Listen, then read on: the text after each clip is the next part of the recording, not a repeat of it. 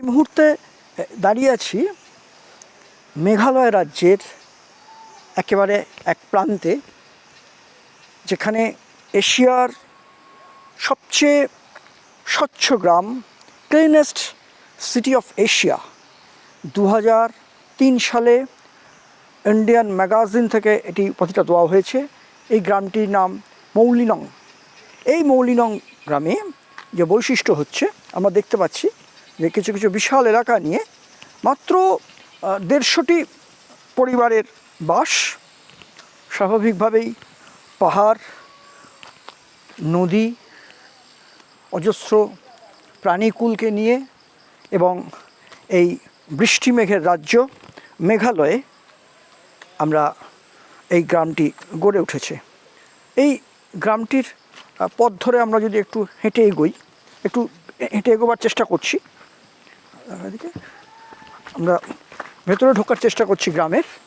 একটা খাসি, জয়ন্তিয়া, নানা ভাষাভাষীর ব্যাপার আছে, তবে যতটুকু জানা যাচ্ছে 150টি পরিবার রয়েছে এখানে, এবং গ্রামের সমস্ত রক্ষণাবেক্ষণা সরকার নয়, এই গ্রামবাসীরাই করে থাকে। এখানে ট্যুরিস্টদের যারা আসে ভারতবর্ষের বিভিন্ন প্রান্ত থেকে, বিদেশ থেকে, তাদের কাছ থেকে ভারতীয় মুদ্রায় 20 টাকা করে নেওয়া হয়। যদিও এখানে সেভাবে কোনো কুপন বা প্রমাণ হিসেবে কিছু দেওয়া হয় না। এবং আমরা দেখতে পাচ্ছি এটি গ্রাম গড়ে উঠেছে, এবং এই গ্রামের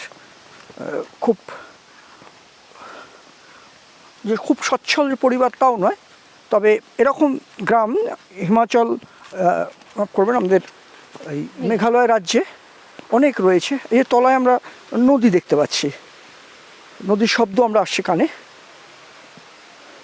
বিভিন্ন ধরনের গাছ এবং প্রজাতি রয়েছে, অনেকগুলি ভিলেজই এখানে রয়েছে। এখানকার ভাষা মূলত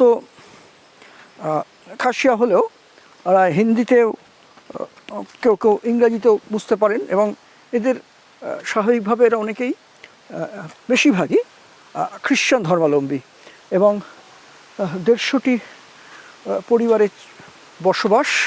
এবং ওইদিকে আমরা দেখতে পাচ্ছি রাস্তাঘাট অনেকটাই পরিষ্কার। তবে এই যে একটা মৌলিক ভাবনা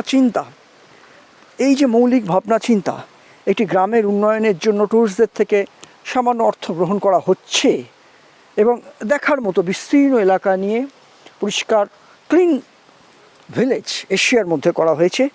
এই ভাবনা চিন্তাকে আমরা ভবিষ্যতে পশ্চিমবাংলার ক্ষেত্রে করতে পারি না, কারণ পশ্চিমবাংলায় তো অনেক পরিমাণে অনেক জায়গা রয়েছে যেখানে আদর্শ গ্রাম এবং দর্শকদের আনা যায়।